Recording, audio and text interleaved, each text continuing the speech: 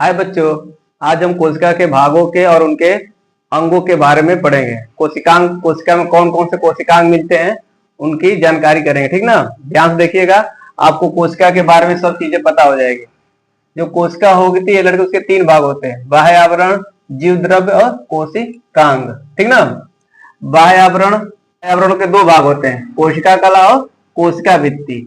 कोशिका भित्ति जो होती है केवल पादप कोशिका मिलती है, जंतु कोशिका में नहीं मिलती है। मतलब जो कोशिकांग होते हैं लड़के एक भित्ति के अंदर रहते हैं जिससे वो सुरक्षित रहते हैं।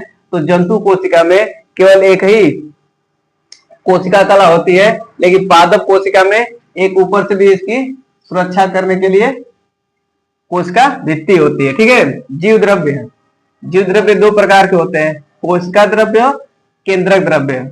मतलब जो कोशिका में द्रव मिलता है लड़के ना, उसको बोलते हैं कोशिका द्रव्य, और जो इसके अंदर एक केंद्रक मिलता है कोशिका के अंदर, उसके अंदर जो द्रव मिलता है उसको बोलते हैं हम लोग केंद्रक द्रव्य, ठीक ना। अब आते हैं कोशिकांग। कोशिका में कौन कौन से कोशिकांग होते हैं वो देखेंगे। तो कोशिका में कोशिकांग 2 प्रकार के होते हैं, द्विकलीय का मतलब लड़के वो 2 झिल्ली के अंदर रहेंगे, ठीक ना। एक कलीय का मतलब होता है बस एक ही झिल्ली के अंदर वो कोशिकांग रहता है। तो द्विकलीय कौन कौन होते हैं, केंद्रक होता है, माइटोकॉन्ड्रिया होता है, लवक होता है। जो लवक होता है लड़के केवल पादपों में मिलता है, जंतु कोशिका में नहीं मिलता है, क्योंकि जो लवक होता है वो पादपों में प्रकाश संश्लेषण की प्रक्रिया द्वारा भोजन बनाता है, और जंतुओं की तो इसकी आवश्यकता होती नहीं है।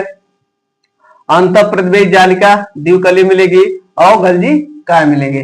तो इतने सारे जो कोशिकांग होते हैं द्विकलीय होते हैं, 2 झिल्ली में बंद रहते हैं, ठीक ना। आगे एक कलीय में लयन काय होता है, राइबोसोम होता है, तारक काय होता है और रिक्तिका होती है। जो रिक्तिका होती है लड़के वो केवल पादप में होती है, केवल पादप, ये केवल पादप मिलती है, जंतु कोशिका में नहीं मिलती है। तो इस तरह से कोशिका में इतने पार्ट होते हैं। हर एक पार्ट के बारे में हम लोग पढ़ेंगे और समझेंगे।